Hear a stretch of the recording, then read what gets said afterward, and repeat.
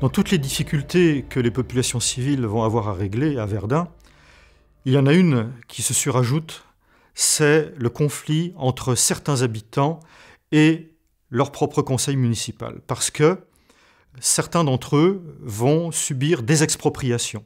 Il faut savoir que la loi oblige les villes à reconstruire en produisant un plan qui aligne les rues, qui les élargit, qui les redresse. Donc, ça justifie des expropriations. Il faut savoir également que la ville compte réserver des espaces libres à l'intérieur du centre-ville pour la future construction du monument à la victoire de Verdun.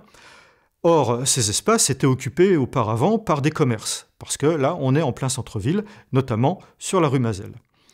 Donc, ce qu'on va voir, c'est que de 1920 à 1925, eh bien, ces habitants qui sont sous le coup d'expropriation vont produire des pétitions, vont opérer également des réunions publiques et vont finir par faire plier la ville, qui va réduire considérablement le nombre des expropriations à l'intérieur du centre-ville.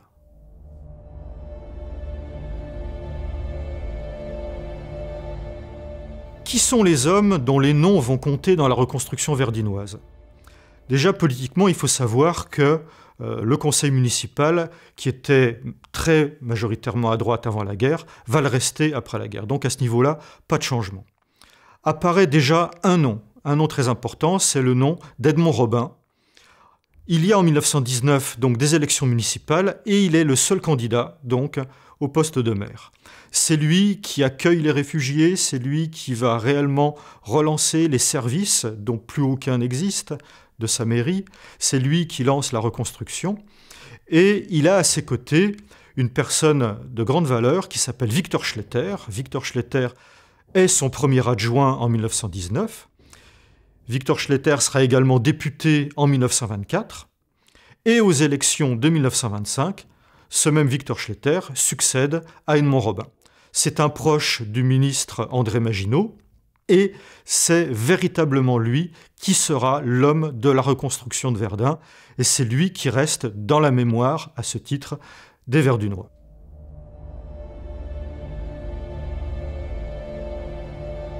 Cette équipe municipale ainsi que la population est face également à un défi extrêmement important, c'est la question de la reconversion économique.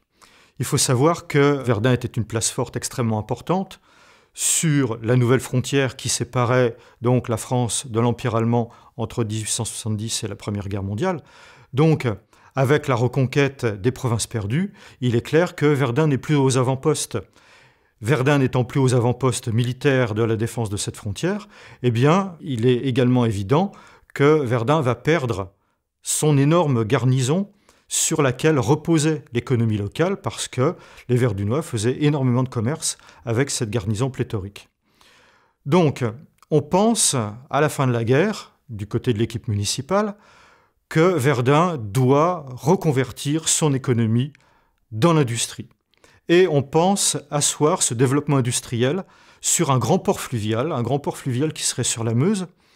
Et rapidement, on voit que c'est un mauvais choix et ce choix échoue clairement en 1925-1926.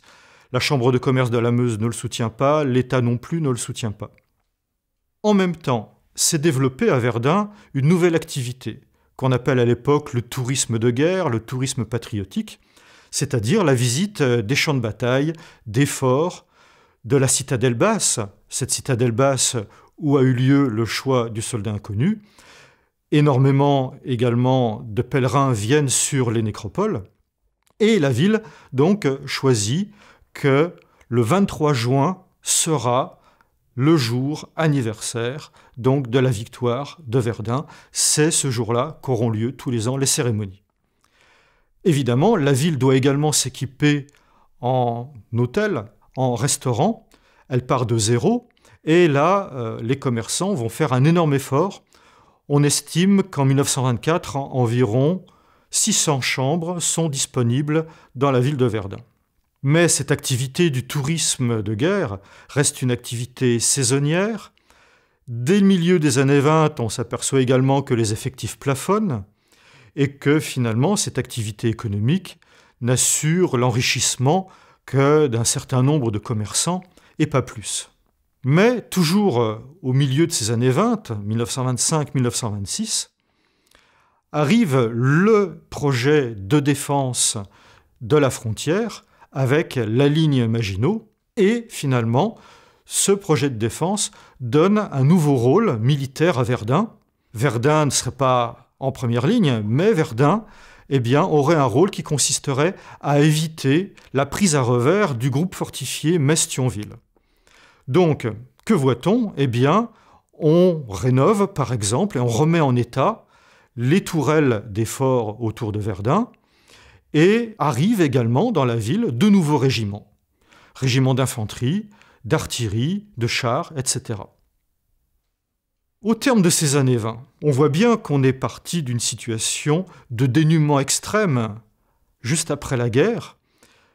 Les transports étaient catastrophiques, les pénuries étaient généralisées, le ravitaillement très difficile, le relogement également lui-même très difficile, l'État défaillant, et par là-dessus, à Verdun, l'échec de cette reconversion économique dont je parlais à l'instant.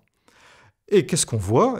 On voit que dès le milieu des années 20, finalement, le sort de Verdun est toujours lié à la politique militaire du pays, parce que, on a redonné à la ville une fonction dans la défense de la frontière.